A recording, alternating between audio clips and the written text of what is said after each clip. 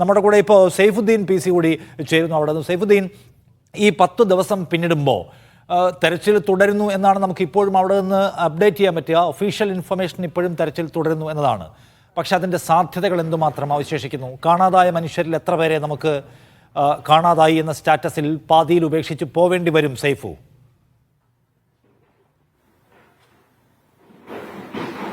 നിഷാദ്, നമുക്കിപ്പോ 138 എന്നുള്ളൊരു കണക്കാണ് നമ്മുടെ മുന്നിലുള്ളത്. അതും ഒരു അനൌദ്യോഗിക കണക്കാണ്. ഇനിയും കാണാമറയത്തുള്ളവരുടെ ലിസ്റ്റാണ്.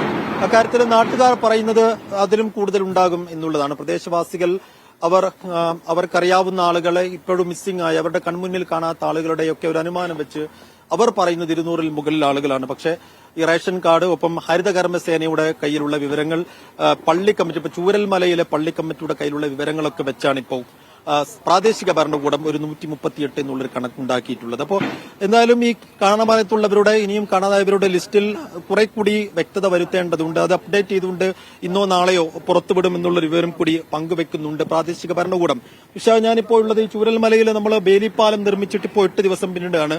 അപ്പോൾ ഈ ബേലിപ്പാലം ഇന്നിപ്പോൾ അതിന്റെ ഉറപ്പ് കുറച്ചുകൂടി കൂട്ടുന്ന നടപടികളിലേക്ക് ഇന്നിപ്പോൾ കടന്നിട്ടുണ്ട്. ഇവിടെ ഡിവൈഎഫ്ഐയുടെ സന്നദ്ധ പ്രവർത്തകരുടെ നേതൃത്വത്തിലാണ് അതിന്റെ പണികൾ നടത്തിക്കൊടുക്കുന്നത്. ഒപ്പം TDRF-ഉം ഒപ്പം വിവിധ സംഘടനകൾ, അതിൽ ഡിവൈഎഫ്ഐക്കാരുണ്ട്, മറ്റുള്ളവരൊക്കെ ഉണ്ട്. ഇപ്പോൾ TDRF-ന്റെ പ്രതിനിധി കൂടിയായിട്ടുള്ള ഉമർ അലി ഷിഹാബ് നമ്മോടൊപ്പം ചേരുന്നുണ്ട്. ഷിഹാബ്, ഇതിലിപ്പോ ഇത് ബലം കൂട്ടാനുള്ള ഒരു നടപടിയിലേക്ക് കടക്കേണ്ടി വന്നൊരു സാഹചര്യം എന്താണ്? നിലവിൽ ഇന്നലെയാണ് ഞങ്ങൾക്കൊരു മെസ്സേജ് വന്നിട്ടുള്ളത്. ആർമിയുടെ നേതൃത്വത്തിൽ ഇതിന്റെ ഒരു പില്ലർ മാത്രമാണ് പുഴയിലുള്ളത്. അത് കൂടുതൽ ബലപ്പെടുത്തുന്നതിന് വേണ്ടി, ഗാബിയോൺ ബാഗ് നിർമ്മിക്കുന്നതിന് വേണ്ടിയിട്ട് അവരെ സഹായിക്കുന്നതിന് വേണ്ടി 20 വോളണ്ടിയർമാരെ വേണമെന്ന് അവരാവശ്യപ്പെടുകയായിരുന്നു. അതിന്റെ അടിസ്ഥാനത്തിലാണ് ഇന്ന് ഞങ്ങൾ ടീം ഇവിടെ എത്തിയിട്ടുള്ളത്. ഇവിടെ എത്തിയ സമയത്ത് അഥവാ ഇരുമ്പിന്റെ നെറ്റ് ഉപയോഗിച്ചുകൊണ്ട് ഒരു സപ്പോർട്ടീവ് ബ്രിഡ്ജ് പോലെ അതിന് കൂടുതൽ മുകൾ ഭാഗത്തിൽ നിന്ന് വരുന്ന വെള്ളവും കല്ലും തടഞ്ഞു നിർത്തുന്ന ഒരു നിലയിലേക്കുള്ള ഒരു സപ്പോർട്ട്. നമുക്ക് അങ്ങനെ ഒരു ബലക്കുറവ് സംശയം ഉണ്ടായിരുന്നു, അതുകൊണ്ടാണോ? അതോ അല്ല, ഇത് കൂടുതൽ സുരക്ഷ ഉറപ്പാക്കാൻ വേണ്ടി മാത്രമാണ്. നിലവിൽ ബലക്ഷയമൊന്നും ഉള്ളത് കൊണ്ടല്ല. അവരുടെ സംസാരത്തിൽ നിന്ന് മനസ്സിലാകുന്നത് കൂടുതൽ അപകടങ്ങൾ വരാതിരിക്കാൻ. ഒരുപക്ഷെ ഇനിയും ഒരു ഉരുൾപൊട്ടൽ ഉണ്ടായിട്ടുണ്ടെങ്കിൽ, ഇതിനെല്ലാം വലിയൊരു ഉരുൾപൊട്ടലല്ല, ചെറിയ നിലയിലൊക്കെ ഉരുൾപൊട്ടൽ ഉണ്ടായിട്ടുണ്ടെങ്കിൽ തന്നെ തടഞ്ഞു നിർത്തുന്ന നിലയിലേക്ക് ഉള്ള ഒരു സുരക്ഷാ ഭിത്തി, അത് PWയുടെ നേതൃത്വത്തിലാണ് ഇപ്പോൾ നിലവിൽ വർക്ക് നടന്നുകൊണ്ടിരിക്കുന്നതെന്നാണ് എനിക്കറിയാൻ കഴിഞ്ഞിട്ടുള്ളത്. അപ്പോൾ എങ്ങനെയാണ് നമ്മൾ ഈ ബലം കൂട്ടുന്നത്? ഇപ്പോൾ കരിങ്കല്ലൊക്കെ ഉപയോഗിച്ചുകൊണ്ടാണോ? എങ്ങനെയാണ്? അതെ, ഒരു നെറ്റിൽ കരിങ്കല്ല്, ചെറിയ കരിങ്കല്ലുകൾ ഉപയോഗിച്ച് അതിനെ ഒരു വാളാക്കി നിർമ്മിക്കുകയാണ്. അതൊരു വലിയ കല്ലിന്റെ ഫലം ചെയ്യുമെന്നുള്ളതാണ് ഇവർ പറയുന്നത്. ആർമിയിലെ ആളുകളൊക്കെ സൂചിപ്പിക്കുന്നത് ഇത് കാശ്മീർ, ഉത്തരാഖണ്ഡിലൊക്കെ ചെയ്ത് വിജയിച്ച ഒരു സംഭവമാണ് എന്നാണ് അവർ ഇവിടെ നിന്ന് സംസാരിക്കുന്നത്. നമുക്കിപ്പോ ഇന്ന് ഈ ചൂരൽമല മേഖലകളിലൊക്കെ തെരച്ചിൽ, ഇപ്പോൾ ബോഡിക്ക് വേണ്ടിയുള്ള തെരച്ചിൽ എന്നീ ഏരിയയിലൊക്കെ നടക്കുന്നുണ്ടോ? മുകൾ ഭാഗത്ത് ഇന്ന് രാവിലെ മുതൽ റെസ്ക്യൂ വളണ്ടിയർമാരും അതോടൊപ്പം ഫയർഫോഴ്സ്, പോലീസ് അടക്കമുള്ള സംവിധാനങ്ങളെ തെരച്ചിൽ നടക്കുന്നുണ്ട്. മുകൾ ഭാഗത്താണ് ഇന്ന് കൂടുതലായിട്ട് തെരച്ചിൽ നടക്കുന്നത്. മുണ്ടക്കൈ, പുഞ്ചിരിമട്ടത്തില്ല, മുണ്ടക്കൈയില് മുകൾ ഭാഗത്തേക്ക് ഞങ്ങൾ പോയിട്ടില്ല. എത്രമാത്രം ഒരു കൃത്യമായ ഒരു സ്ഥലം നമുക്ക് ഇവിടുന്ന് പറയാൻ കഴിയില്ല. എന്തായാലും മുകൾ ഭാഗത്ത് ഇന്നും തെരച്ചിൽ സജീവമായി തന്നെ തുടർന്നുകൊണ്ടിരിക്കുന്നുണ്ട്. ശരി, അപ്പോൾ ഈ ബേലിപ്പാലം കുറെ കൂടി ബലം കൂട്ടുകയാണ്. TDRF-ന്റെയും മറ്റ് സന്നദ്ധ സംഘടനകളുടെയും ഒക്കെ നേതൃത്വത്തിൽ ഈ ബേലിപ്പാലത്തിന്റെ കരുത്ത് കുറെ കൂടി. കാരണം മെനഞ്ഞാന്ന് നിഷാദ് വലിയ തോതിൽ വെള്ളം കലങ്ങി ഒലിച്ചു വരുന്ന ഒരു ഘട്ടത്തിൽ സൈന്യത്തിന് ചെറിയൊരു ആശങ്ക ഉണ്ടായിരുന്നു. അന്ന് രാത്രി എല്ലാവർക്കും ജാഗ്രതാ നിർദ്ദേശമൊക്കെ കൊടുക്കുന്നുണ്ടായിരുന്നു.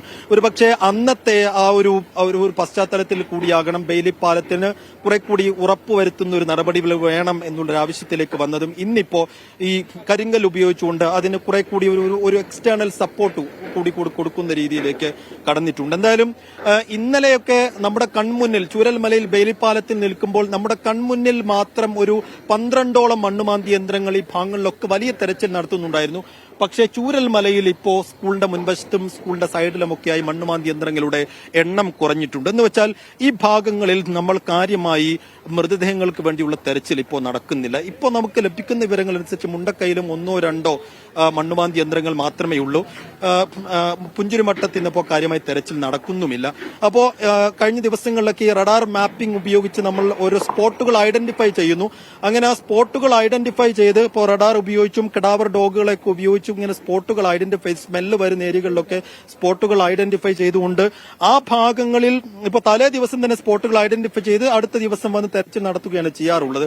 അപ്പൊ എനിക്ക് തോന്നുന്നു കഴിഞ്ഞ ദിവസങ്ങളൊന്നും ഇനിയിപ്പോ പുതിയ സ്പോട്ടുകൾ നമ്മൾ ഐഡന്റിഫൈ ചെയ്യുന്നില്ല ഈ ഭാഗങ്ങളിൽ. അതുകൊണ്ട് ഈ ഭാഗങ്ങൾ നമ്മൾ തെരച്ചിൽ കുറെ കൂടി സ്ലോ ആയിട്ടുണ്ട്, ഡൗൺ ചെയ്തിട്ടുണ്ട് എന്ന് തന്നെയാണ് നമുക്ക് ഇവിടെ നിന്ന് മനസ്സിലാക്കാൻ കഴിയുന്നത്. റിസൾട്ട് വളരെ കുറവാണ് എന്നതുകൊണ്ട് തന്നെയാണ് തെരച്ചിലിന്റെ ഒരു ആ നിലയ്ക്കുള്ള ഒരു വിപുലമായ ഒരു സംഗതി ഇപ്പോൾ കാണാത്തതെന്നാണ് നമുക്ക് എടുത്തു പറയേണ്ട കാര്യം. അതേസമയം തെരച്ചിൽ പലയിടത്ത് തുടരുന്നു. ബെയിലി പാലത്തിന്റെ കരുത്തു കൂട്ടാനുള്ള ശ്രമം നടക്കുകയാണ്. കാരണം പുതിയ പാലം ഉണ്ടാകുന്നവരെ ബെയിലി പാലം നിലനിർത്താനാണ് തീരുമാനിച്ചിട്ടുള്ളതെന്നാണ് സൈന്യം നേരത്തെ തന്നെ അറിയിച്ചിട്ടുള്ളത്. സൈഫുദ്ദീനാണ് വിവരങ്ങൾ നൽകിയത്.